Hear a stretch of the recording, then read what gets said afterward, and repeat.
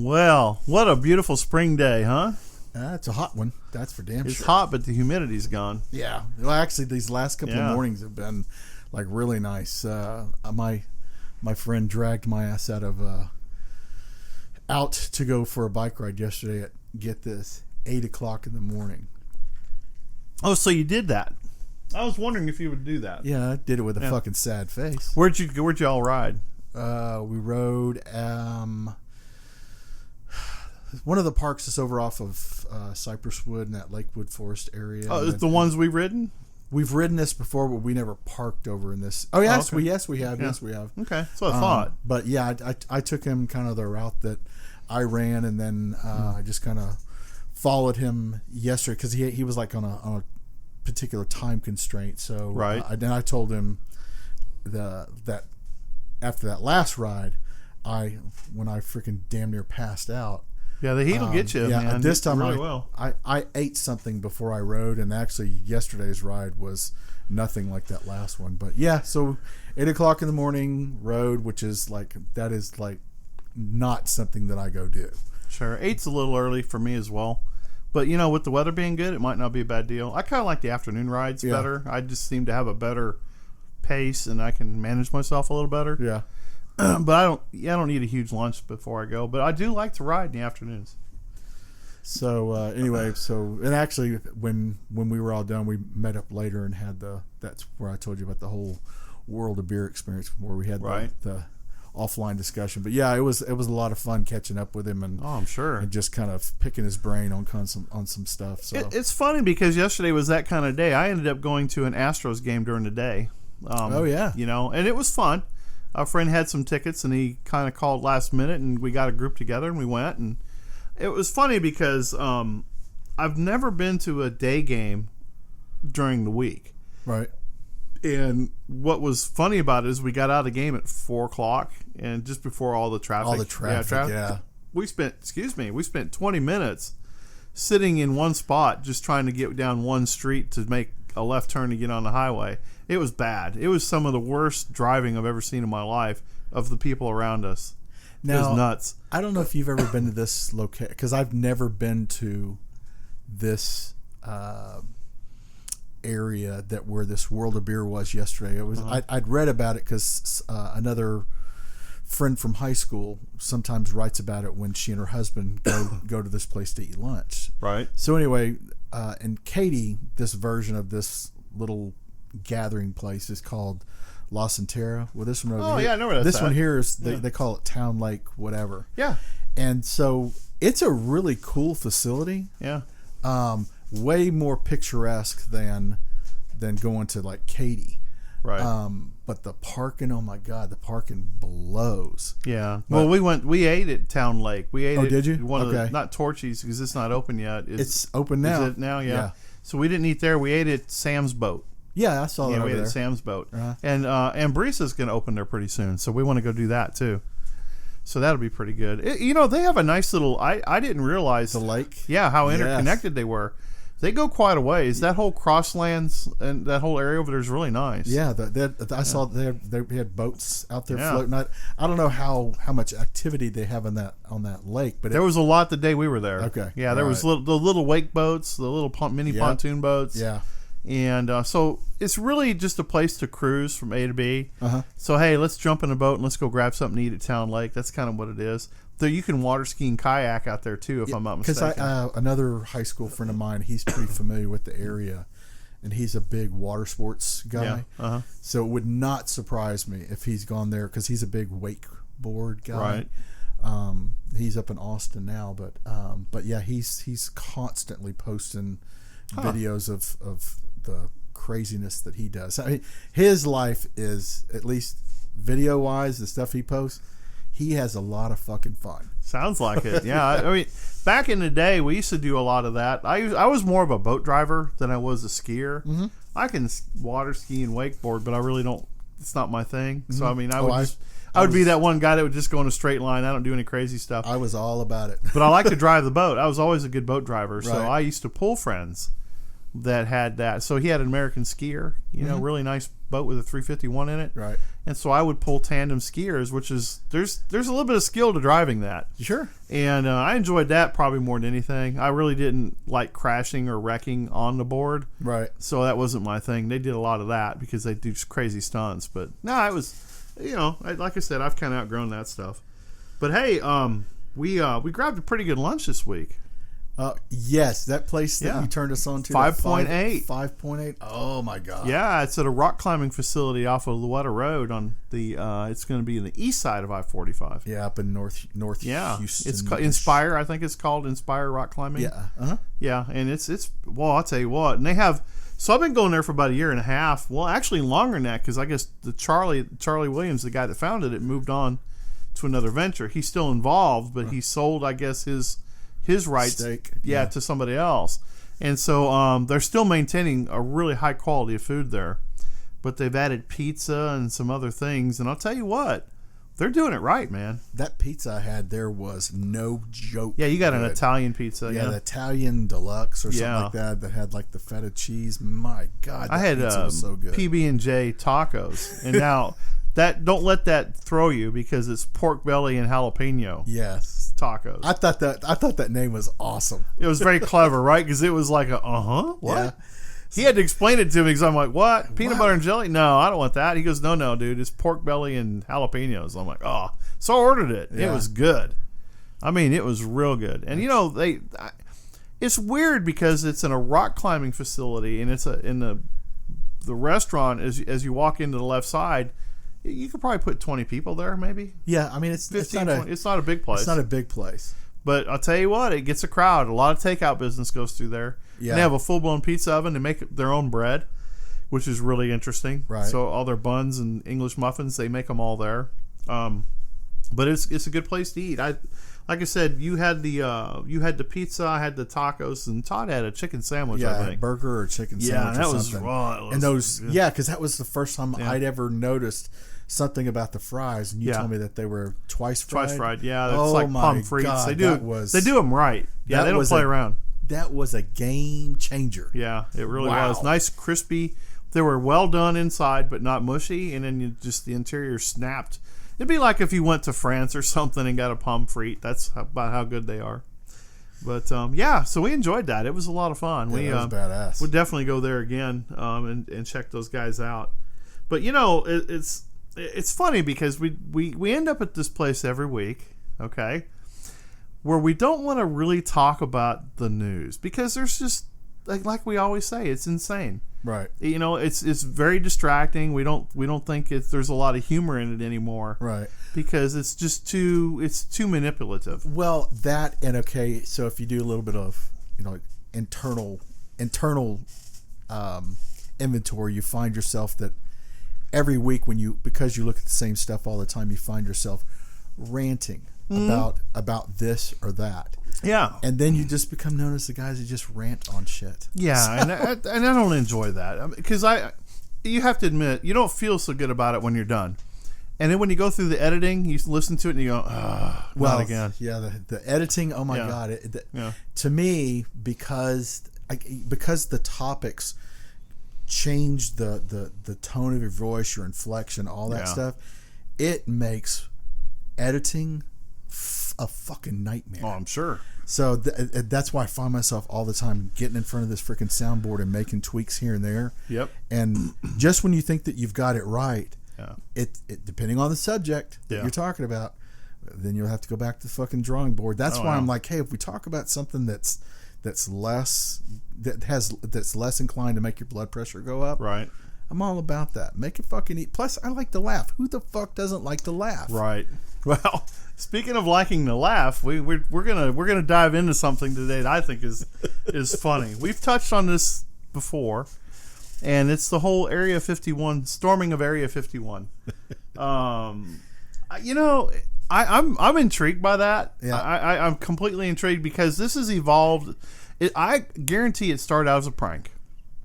It started out as an internet prank. Well, because they identified the guy who started this thing, which I thought was pretty amazing. That this person who really didn't see this thing catching fire the way that it did, right?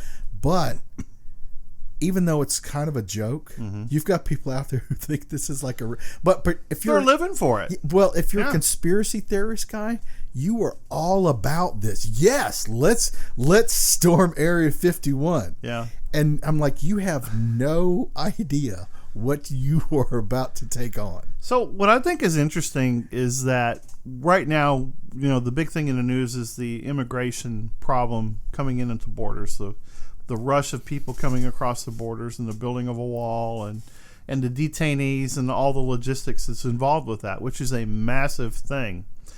For this Area 51 thing to pop up right now, I find interesting from the intellectual curiosity side. Right. Is that okay? Let's go ahead and play this scenario out, and then we've been talking about the logistics and the order of execution of their attack, and we've actually found quite a bit of information on the internet that is chatter between these dudes, Right.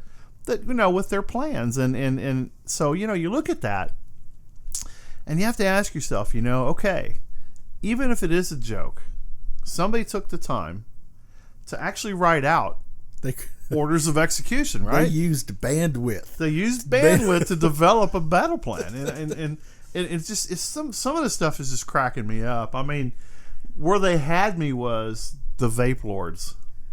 Okay, yeah, you were telling me something about this. Yeah, one of the things. So what they were talking about is they were going to utilize Naruto running.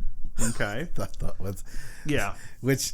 I saw that term applied in the military with just about every day, or if there's any kind of an operation, you have a daily briefing. Yeah. And I saw that. I have no idea if this was a for real thing or not, but demonstrating a Naruto run. And it's an anime thing, isn't it? Yeah, it's an anime thing. And I don't know anything about anime. Me neither. One of my bunkmates on deployment was a huge anime guy, and I still to this day never fucking got it. But supposedly you're supposed to put your arms back, lean your chest forward, and you're supposedly able to outrun bullets. Right. And I'm thinking to myself, let's profile the characters here a little bit. Right. These are millennial hipsters. Right. Okay. Keyboard commandos, most of them. Okay. All of them. All of them. So yeah, let's look at that group. Okay, now these are guys that vape, that eat junk food, that don't play any sports. Complain when they break a sweat. Right. They don't play any sports. Okay. But could I? Sure. What we were talking about earlier is in today's society, you get to make up the definitions of words. So sports can be anything now. True. So okay, continue. True. No, you're right. That's true. Okay, other than keyboard related sports. Right. Because that's that's cardio. That's true. Cardio. That's true. And other than an app that you're playing, okay, right. A pixel app or whatever you want to call those things. So these guys have to outfit themselves because I don't think they realize that this is in the middle of the desert. Right. Okay. Now September can be a tricky time in that part of the world. Okay, because you've got a weather change coming up. Well, you're out. If it's New Mexico, you're out of monsoon season. You are. So I can tell you that. Right. So spending time in a desert in a neighboring state on a base, you're very familiar. Yes, and it's cold. Yeah. And at night it gets fucking cold. Very cold.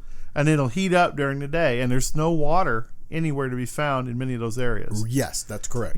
There's towns, but they're like the nearest town to the end of the runway at Groom Lake is 26 miles away. It's not anywhere around Lake City, is it? No. Lake Arthur? Yeah. Though, so there's no more Lake Arthur police, so feel free to go through Lake Arthur because there's no cops there anymore. They ran off all their cops. Speed to your heart's content. Sorry. No, that's fine. That's on you, man. That was low-hanging fruit there. That's not on me. So you have so we did some research and we started looking at some internet traffic on it, and there's a hotel called the West Inn in Alamo, Nevada. Okay. And it's 26 miles from the runway. That's the closest location with anything there. So she has a 10-room hotel. and the lady said that she is sold out.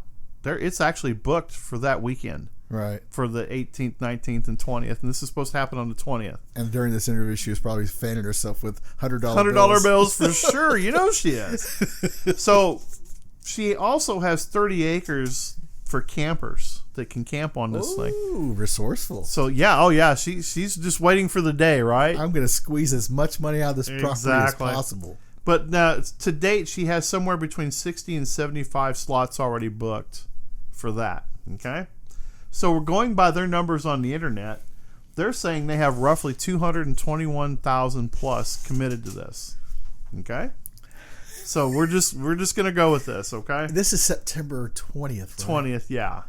I guess we could look up the weather and see what it's going to be like around that time, but let's just say that it's going to be cold at night and it's going to be hot during the day. So do you think that, because I would think, okay, so classes will already be back in session for college. Right. So either A, you're going to be in late start session. Right. Or you're attending because you're on academic suspension. Okay. So, okay.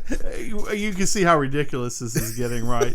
I mean, so you got dudes that are working on their vaping techniques because, so the order of battle basically is and you know this is a joke, but a vape cloud, okay? So after we just got finished watching the video, what was it, the Family Guy? Yeah, that was hilarious. Yeah, so I'll tell you what, let's not talk about the order yet. Let's go back to the business owners. So the business owners, they're going to capitalize on this. Absolutely. So they're already selling alien stuff to people that travel through there anyway. So, so there's a whole new boom for them. Bumper stickers, keychains, t-shirts, hats. Sure. All kinds of stuff. So you're going to have that, right? They've already got camping spaces locked out. But just think about the logistics for a minute. I'm just going to roll this up here on the screen so we can look at it. So you've got people that need to be transported, sheltered, fed, bathed, and I love the last one, have their bodies disposed of in the aftermath. That is... Okay, wait, have their bodily waste disposed of. Yeah, no, I know, but I'm saying have their bodies disposed of. Take it take it down the street, right? So they have their bodily waste disposed of. So that's what's on the list. Now, what I think is funny is there's very few roads out there. Yeah. And they're rock roads. They're rough trails. They are not kind. Yeah, and the improved roads are heavily surveillanced. Yes. Heavily traveled by contractor security and military personnel. Yeah, and you're probably passing by somewhere where there's a camera. Sure, a ground sensor. Yeah, ground sensor. There's got to be aerial satellite. With this going on, there's satellite surveillance going on now. There's a sniper hill there. Every freaking base has something that's called a sniper hill. Right. And also, too, so you have Nellis Air Force Base, which is a hop, skip, and a jump over the mountains. Is Luke Air Force Base close? It's in Arizona, isn't it? What is it? I think Luke Air Force Base is in Arizona. I'm not. I think it's where the B-1s fly out. Anyway, that's so you have a base there. Then you have another base in El Paso, which is not that far away either. Right. If you think about it, so you have, and there's bases all around there. You have White Sands Missile Range, and because Bliss maintains a range or a facility that bleeds over into New Mexico. And right. That's McGregor. There's a lot of assets within 2 hours of the venue. Most definitely. Right. So you're living in an area, and this reminds me of the movie Tremors with Val and Earl. And aside from just the military stuff, if you're going across the desert, okay, God forbid you go during the day, you're going to get fucking. But if you go at night, okay, we used to, during some exercises, there were snakes and tarantulas all over that place. Oh yeah, and it's diamondback rattlers there. They don't fucking play around. No, they don't. Well, you're food. You're basically food, or just something to hit. Yeah, you're coyote bait. Yep. And in the mountain ranges, I'm sure there's cats. There's got to be some cats in there. Sure. So you got that to contend with, and who knows how many vagrant guys are just living in those mountains and just don't want to be around the society. The hills have eyes. Yeah, the hills have eyes. You never know what's going on out there. That's why nobody goes out there. That's why the government chose that place. They picked the most unfriendly place to be. Okay, so we have this whole thing set up now. So we kind of look at that and we go, okay, so you've got your Nikes, okay, you've got your hoodie, you got your backpack, you're wearing your beanie, right? Right? Yeah. You're carrying your 5-hour energy shot. 5-hour energy shots and all your energy drinks. You got your vape juice. 4 Loko. Yeah. So so you have all this going, okay, and you've probably got some beef jerky because you watched a few survival shows on TV. So you got your beef jerky. You may have Bear Grylls approves. Right there, you go. Got your little Gerber knife you bought at a sporting goods store, and you're headed out to the desert. Okay, to walk there, it's 3 days. Okay, if you go through the terrain, it's a good 3-day hike for a lot of those dudes. It's probably a day and a half just on even ground to get up there. Sure. Because say you're talking 40 miles. Oh, that's a hike, okay? That's not like a 26-mile walk in the city or anything like that. That is a ton of water to be carrying that they won't be carrying. Right. So you can see what's happening. You're going to start having just, you know how you start out with 50 people, you cut scene, you come back, there's 20, there's 10, there's 5, and there's that one. And he's like, he looks up and he's still 500 yards from the gate. Right. I think that's what's going to happen. I think they're going to lose all desire. I don't even think it's going to happen myself. Well, once it gets to, I'm not even going to give it 24 hours. Yeah. Only because me personally, one man talking. Yeah. The resolve is not there. Plus, I mean, you're going to a military facility where their job is to keep you out, and they have all the things you don't. They have water, they have food, they have shelter, they have all these things. Yeah. All they have to do is watch for you. That's it. Yeah. So they're not going to get to the gate. This is not even close. No. So all you'd have to do is deploy local sheriffs and highway patrol to have checkpoints all along the highway that gets to that part of town. Sure. Because when you see a mass migration of people showing up, they're going to have to carpool. Okay. I took an Uber to get there. Yeah, it's not like you can get an Uber ride from here to there, right? Because I just thought about that as if you just keep track of Uber's database of people who Uber to this place. Right. You will count the number of bodies that are converging on some collection point. Rally on me. Right. And all I have to do is figure out where they're freaking congregating. So I pulled up their 5 rules for Storm Area 51 Club. Let's hear them. Yeah, rule number 1: don't talk about Storm Area 51 Club. Reference back to Fight Club. So. Secrecy and surprise are important strategies in any act of civil disobedience. Which, really, if you think about reading rule number 1, you're violating rule number 1. Yeah, exactly. So rule number 2 of the SA-51C: don't carry weapons of any type. Right. A rifleman can shoot 1,000 civilians running across the desert, and close air support from a Spectre gunship will ruin your day. But it takes 2 soldiers to run down, tackle, and cuff 1 protester. Maximize the power of your numbers by making them as inefficient as possible. Yeah. Somebody had to have been high when they wrote that. That can't be. That's got to be a joke. The fact that they underestimate the things that we over plan for. Right. We plan for this stuff. Nobody watched the videos of Desert Storm when 50 to 100 guys would surrender to a drone. Yeah. And then the troops would show up and start cuffing and processing those guys. I guess they didn't. They need to go back and watch those videos because that's how you do it. Just like they did it. So here's number 3. They call it Jailer's Dilemma. Anyone who is detained pledges to be as non-cooperative as possible. Poop and pee yourself. Be disgusting, but never violent. Make them carry you everywhere. Sing loudly and badly annoying songs. Feign illness and complain of snake bites and scorpion stings. So anything you can do to slow them down gives your club mates a greater chance of success. So I just had a thought is if you get these people to concentrate an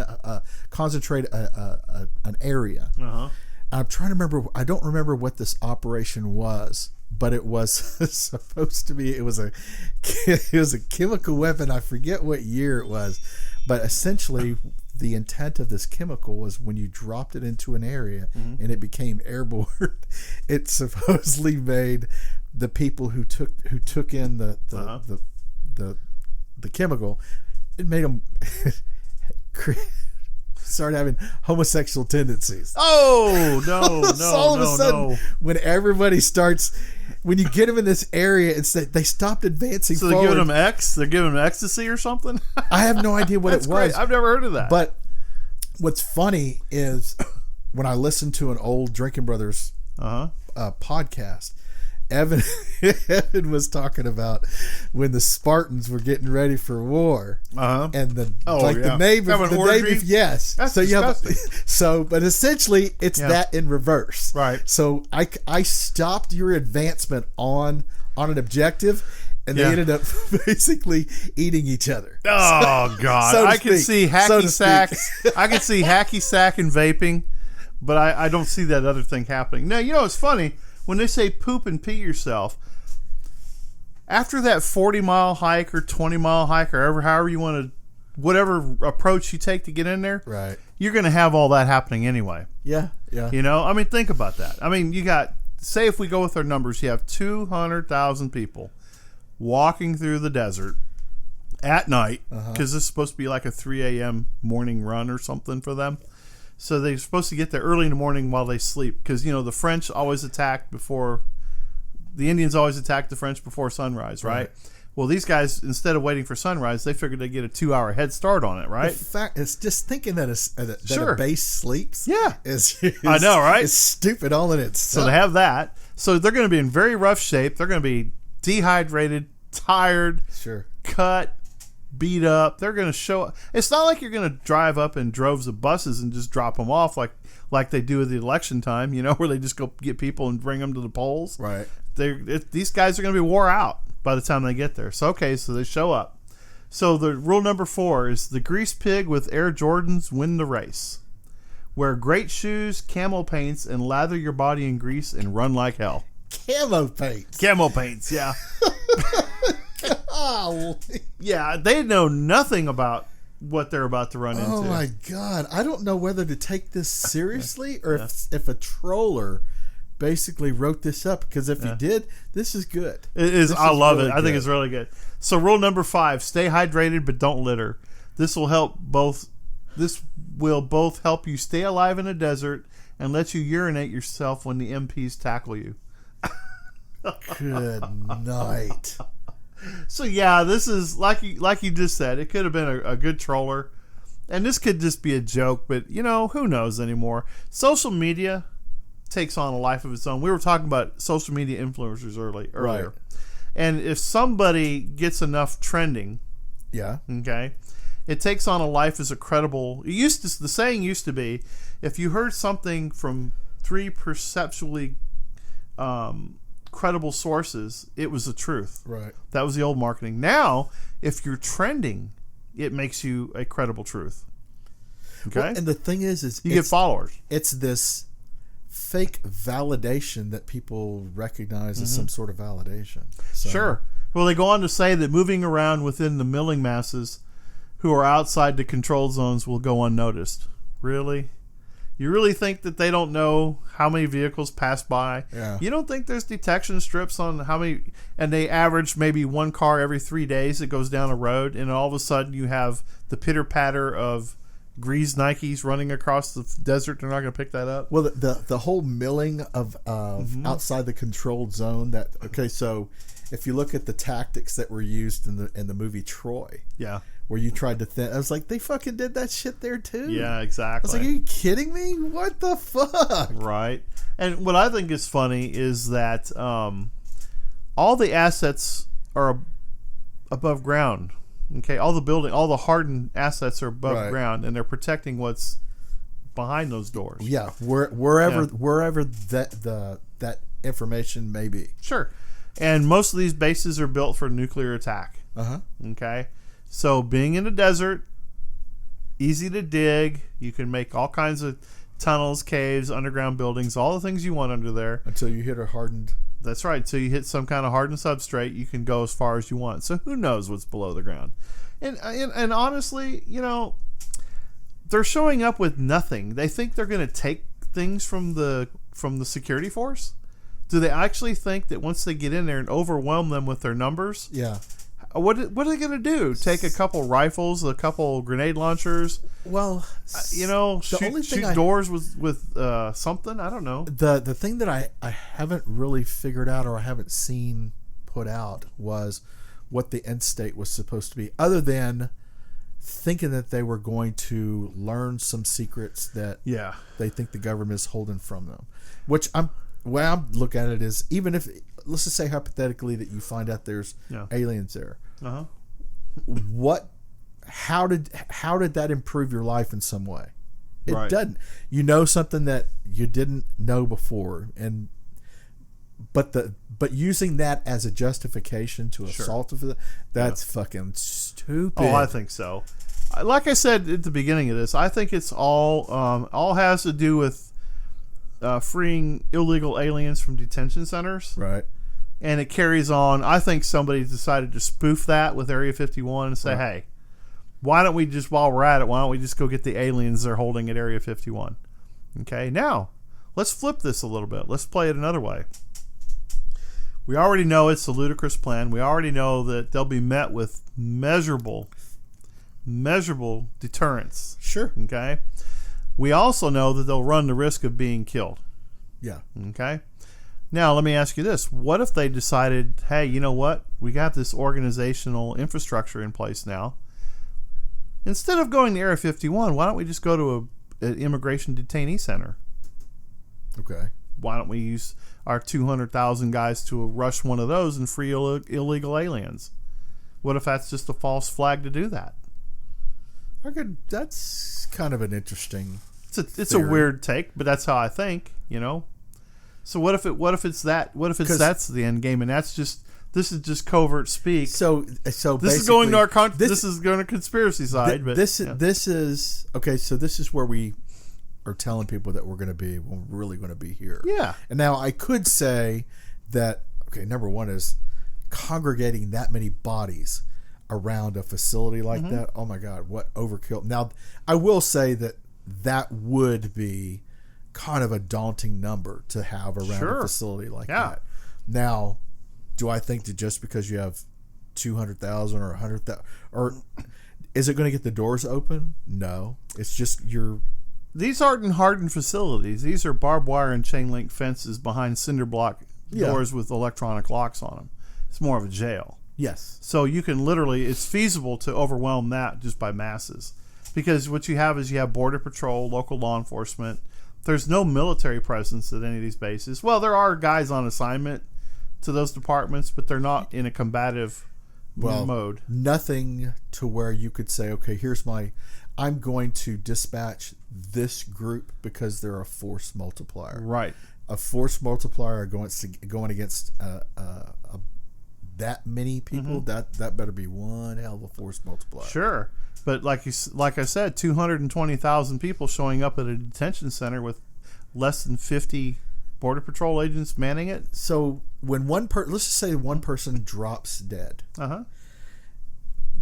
somebody's going to see that. How many of those people are going to go, fuck this?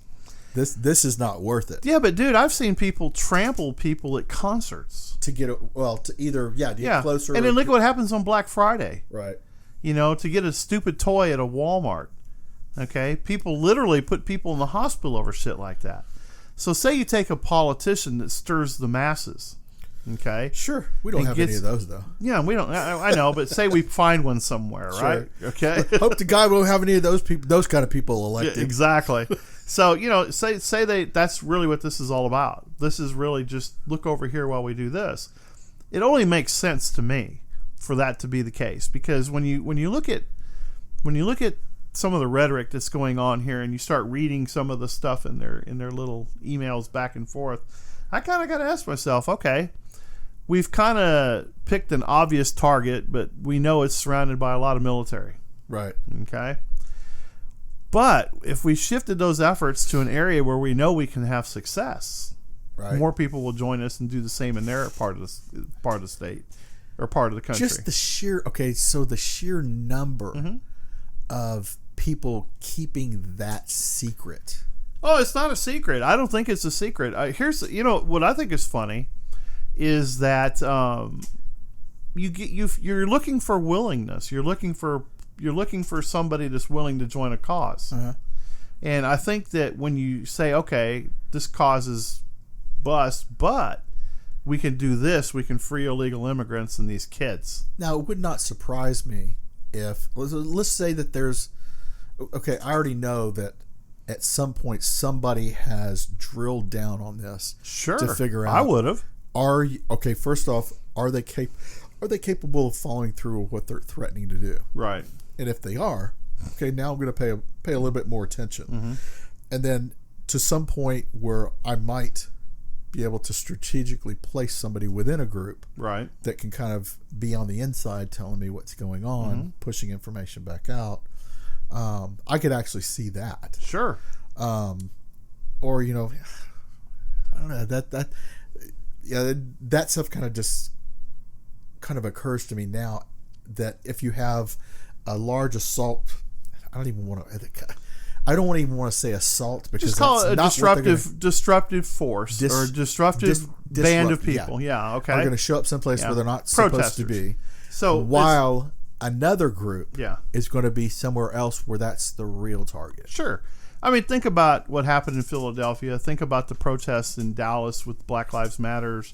Think about St. Louis, what happened in Ferguson. So what do you think the repercussions will be if, okay, let's say there were no repercussions for the people in Ferguson. Yeah, they arrested a handful of people, but a lot of those people are out.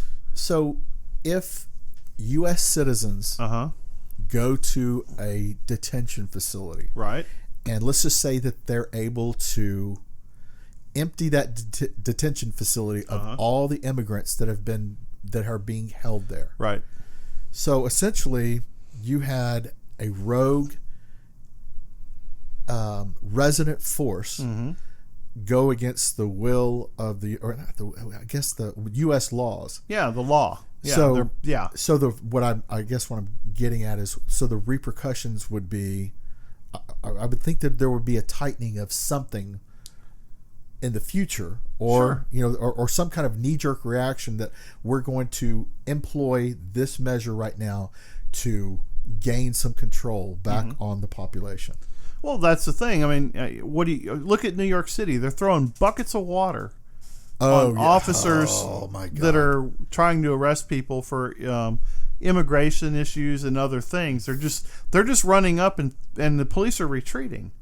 So again, I'm going to ask the question straight out. I mean, what's to stop them from doing that? There's nothing to stop them from doing that on the border. You take a charismatic guy that can get people to chat up attacking Area 51. You get the same kind of people that talk about the Fire Fest, okay? That gets this fervent following of people. We're primed for that as a society right now. I mean, we were just talking earlier about a poll that went around that said 91% of Democrats polled believe that the 2020 election will result in some civil unrest of some sort. Right. Okay? So you have people framing the story right now. Right. You have people setting the tone. You have... you'll also have...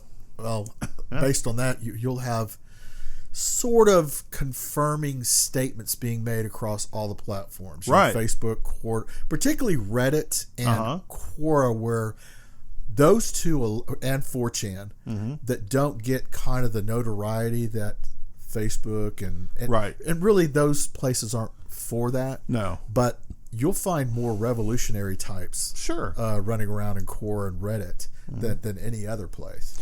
Yeah, I mean, look at the crazies that show up at these universities and all these causes that people show up for. You have Antifa.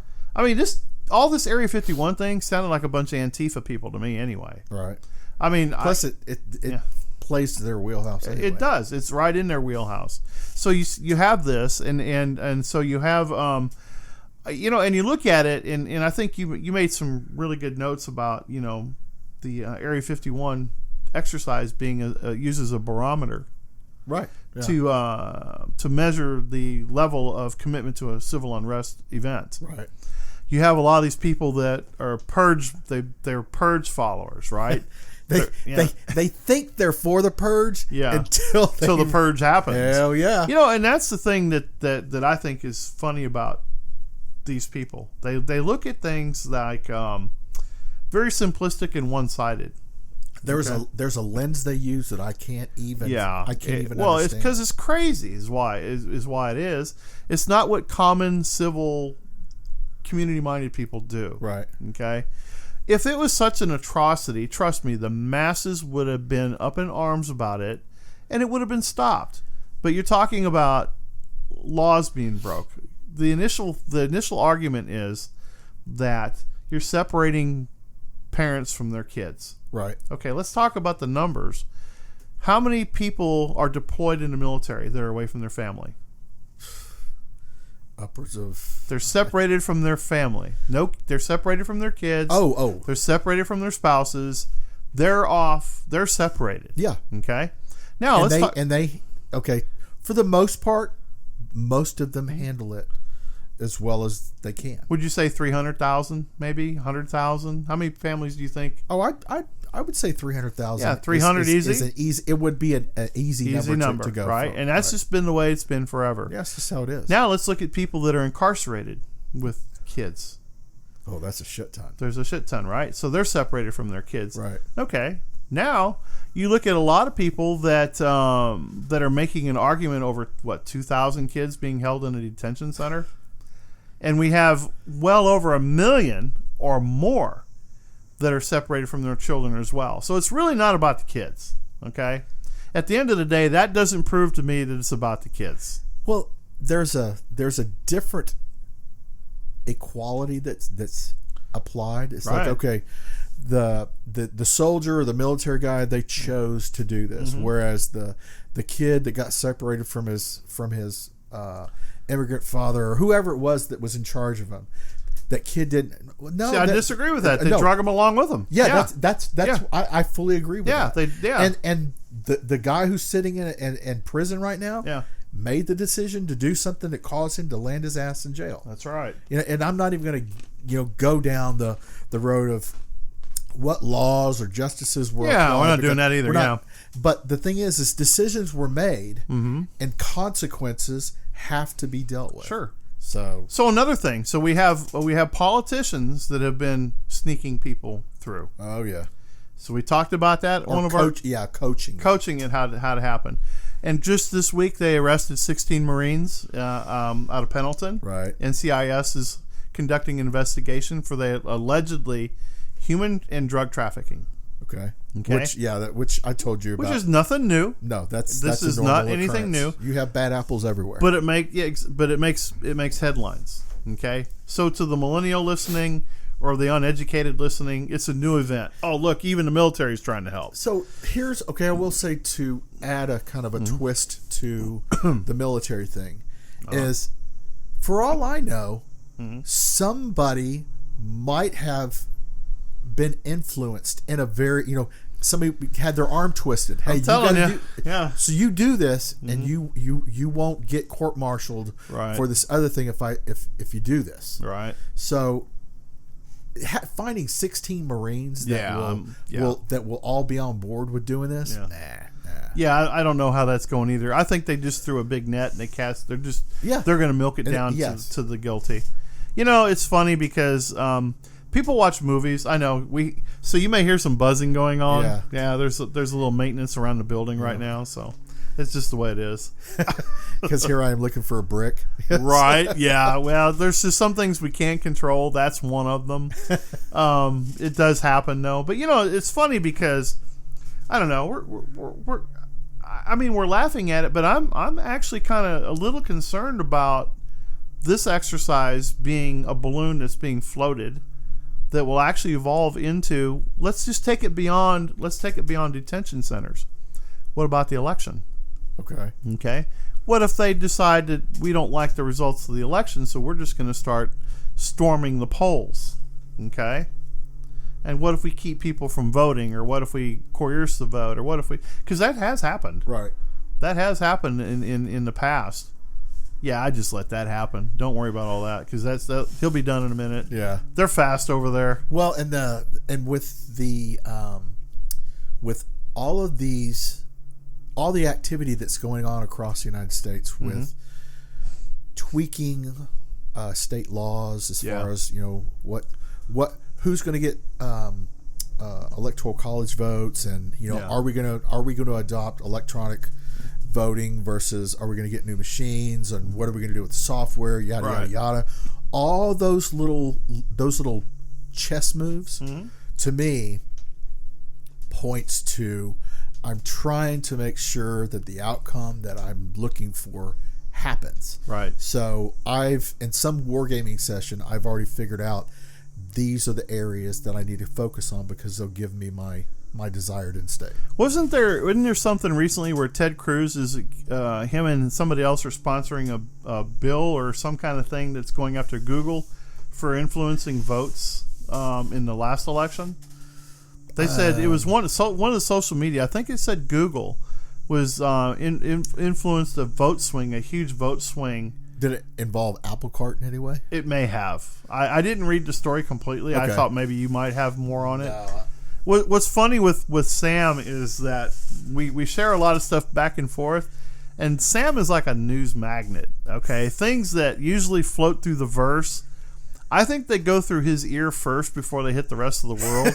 Because every time I send him something, he's already on it. Yeah. It's not just by a day or two. Sometimes it might even be a week. Or sometimes I'm ignoring it already when you let me know that something's sure. So it's always good to have that kind of resource available to you. But it's funny. So we spend a lot of time. We game back and forth all the time. You and I. We talk about these. Sure. We talk about these situations. I mean, we even came up with one that I think is funny. I want to share the beans with you. I want to share the beans with everybody. This is actually pretty old. It is very old, but it was one of those things we were talking about.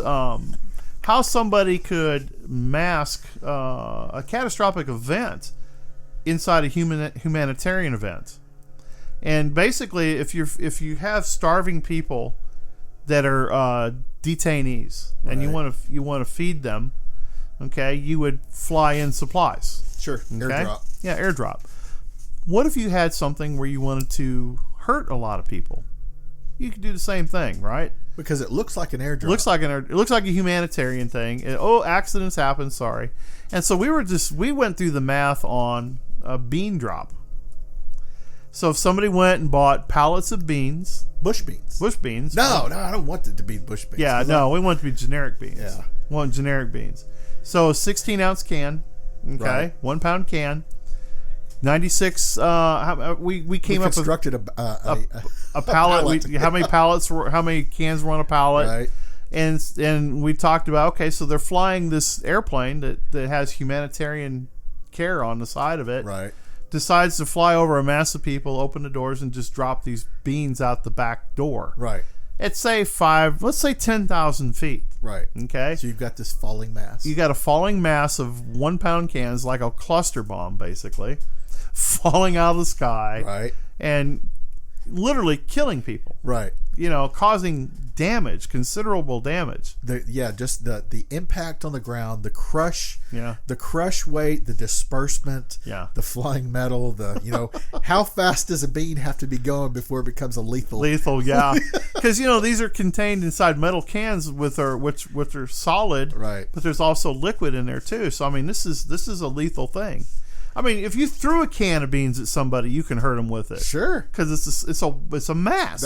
Even if it's 14 ounces, 12 ounces, whatever it is, we just use 16 for the fun of it. So, there are ways that these things can be done. And, there's a think tank of intellects doing the same thing, going, okay, so what do we look for? So, when you look at the Area 51 storming, you look at the potential storming of a detention center, you got to tell yourself there's a QRF group sitting somewhere. And I just had this thought. I was like, I would actually right now change those cans of beans to now cases of glass jars of peanuts. Oh yeah, but okay. So they would Because work. now you got glass shards and peanuts That's flying. true. Yeah, that's true. But then that would affect the first responders more than anybody, right? Because they're walking through broken glass. Well, yeah. See, Yeah, there you go. If you want to create a cordon, Sure, that would do it too. Well, and if you wanted to make it biological, just let those beans sit out in the sun and fester a little bit. True. Drop a bloated can of beans, and you got botulism everywhere. I know it's ridiculous, folks. We're just screwing around here. But it was fun. Yeah, it was fun. At least for the moment. But it's sad because you're seeing these organizers put these things together, and trust me, throwing buckets of water on cops is what I found interesting about that is what if it was urine? What if it was shit? Right. What if it was bleach water? How did those cops not know that water didn't have bleach in it? I mean, these people that do this are fanatics and don't think they won't escalate. So I just had this thought: is should people know some element of fear? You would think, right? Because the right cops now, ran. They ran. Yeah. Only because what didn't the mayor have something to do with De Blasio, the courses of action? That poor city, man. They are screwed. That city is screwed. Going from one of the greatest cities in the nation, right, to the toilet bowl under that guy is amazing. Well, it's because I have so many friends and family that are in law enforcement, and when I see this shit going on in New York, and basically take that same situation and apply it to every municipality there and at the agencies they're involved in, I was like, okay, I'm kind of curious as to what the leadership there would tell them to do. Yeah, it's one of those things where you hate to even think it, but we're starting to see more and more indicators that show that people are willing to do that. Yeah. And that's kind of sad. And if y'all hear a dog in here, it's because Lucy just joined us in the studio. And I'm teasing her. Yeah, she's getting bigger by the day. She's actually doing pretty good. She's trying to turn on the water in the sink now.